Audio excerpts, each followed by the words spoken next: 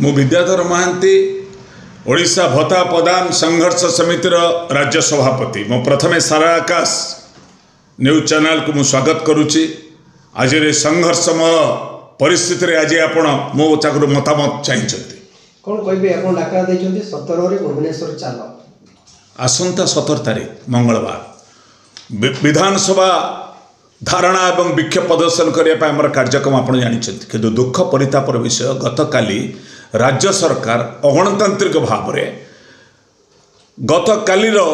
जो विधानसभा को बातिल कर देइचंती शेष कर देइचंती मु ताको निंदा करुच्ची। मु काहेकि निंदा करुच्ची पूर्व सरकार एमती करुथले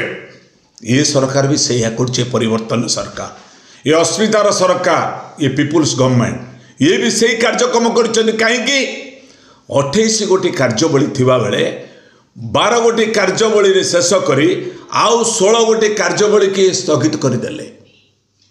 31 पर्यंत डिसेम्बर 31 पर्यंत थिबा को विधानसभा रे वितर्क एवं प्रश्न उत्तर आर निष्पत्ति नेबा को थिबा बेले 20 दिन बाकी थिबा बेले विधानसभा शेष होईची। ये गणतांत्रिक परंपरा आपण माने गत 26 नवेम्बर 26 रे संविधान दिवस रे शपथ नहीं विधानसभा चलैया शपथ नहीं दिले कही कौन ये गुरुत्वपूर्ण शीतकालीन अधिवेशन एथिरे चाषी मानकर जीवन जीविकार कथा अच्छी बेकारी युवकर अच्छी एडी श्रमिक अच्छी एडी भत्ताधारी अच्छी एडी महिला मानकर अच्छी एडी अंगनवाड़ी अच्छी एडी शिक्षक शिक्षयित्री मानकर बंचवार दाबी अच्छी कुआड़े गला से 28 गोटी कार्यबली 12 गोटी कार्यबली है 16 गोटी की आपड़ पुण्यच्छेद कले 16 गोटे कौन करेंगे ऑर्डिनेंस करेंगे। Let the government should call for the ordinance अध्यादेश बल आईन में परिणत करूँ नचेत आगामी दिन में ओडिशावासी ये सरकार को क्षमा करेंगे नहीं। मोर दाबी होची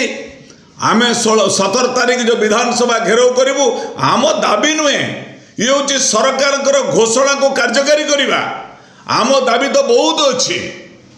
ओडिशार भिन्नक्षम भाई भौणी मैंने कि अवस्था अच्छे दाबी उठेले आपण टीवी मीडिया तार किसी प्रचार करें लोक सीडीएम सर्टिफिकेट दौरान 80% 6 मास पर 80% हो जाऊँ 40% से हाथ गोड़ बंकिक अच्छी केमती हो जाऊँ अन्नपूर्णा चाउल दि जाऊ नहीं भिन्नक्षम भाई भौणी मैंने रहा घर नहीं वृद्ध वृद्धा माने पाल टांकी रही घर नहीं विधानसभा ये संपर्क में जदि निष्पत्ति न आम घेराव कार्यक्रम रखू 17 तारीख राज्य सरकार जे भली मानव विभाग मंत्री पूरा चुप हो गले नित्यानंद गंड जी सामाजिक सुरक्षा भिन्नक्षम सशक्तिकरण विभाग मंत्री जड़े आईनजीवी ही मुह चुप कहीं कौन भाई चुप कर आपणकर निजर योग्यता दक्षता अनुसार आपण निजे संकल्प पत्र प्रकाश करते आमे कहनु आमे आपण सहित आर्गुमेंट कले दाबी कले अन्य राज्य तुलू माने निश्चित दाबी तुलन अधिका दाबी करूँ केरल हो आंध्रा हो तेलंगाना हो दाबी करूँ से कथा भी कहनु आपण देइथिबा कथाटा को करंतु न करिया फल वर्तमान कौन है ना विधानसभा मु जा अनुभव करुच्ची समस्ते सला सुतरा समस्ते ही गले एकाकार बेदरे नथिबो विचार 2.5 लाख टंका दाबी पाई मानवर विधायक माने पवित्र गणतंत्र शपथ नहीं गरीब गुरुबा मान असहाय लोक दरदाम आकाश छुआ थिला बेले उठेबार प्रतिश्रुति दे आपण 2.5 लाख टंका करी पुनच्छेद पकईदेले मुझे दुख प्रकाश करुच्ची मु आशा करुच्ची आगामी दिन में आम 17 तारीख जदि राज्य सरकार सद्बुद्धि घोषणा न करे जनवरी मासर को कार्यकारी न करे यही डिसेम्बर मासर जब भत्ता बुद्धि न करती बाध्य हो आंदोलन आहरी राजधानी ठारू गाँ को आसब गाँव आसिक मानवर विधायक माने प्रतिश्रुति निर्वाचन बेले देइतिबा प्रतिश्रुति अनुजाई समस्त हिताधिकारी भाई और भौणी मैंने से घर कतरे बसवे अनेक दाबी अच्छी ता कही हम नहीं बहुत दाबी अच्छी शुणिले आपण मुझे फोन में कथा होपण सोशल मीडिया कतरे पहुँचे ये सरकार परिवर्तन द्वाही दे गणतंत्र को हत्या करिछि गणतंत्र को कठोरोध करिछि 20 दिन आलोचना थिले भी अचानक भाव में गत काली दिन एक स्मरणीय दिन थिला भारत वर्षर दक्ष स्वर्गत पूर्वतन राष्ट्रपति प्रणब मुखर्जी ଓ ଆମ ଓଡ଼ିଶା ପୂର୍ବତନ ମୁଖ୍ୟମନ୍ତ୍ରୀ ବିନାୟକ ଆଚାର୍ଯ୍ୟଙ୍କର ତିରୋଧାନ ଦିବସ ଥିଲା। ଏହି ତିରୋଧାନ ଦିବସରେ ଅଚାନକ ଭାବେ ଯେଭଳି ଭାବରେ विधानसभा को बंद कर दिया गला, ये सख्त गणतंत्र प्रति कुठारघात करिछि। कहीं आगामी दिन में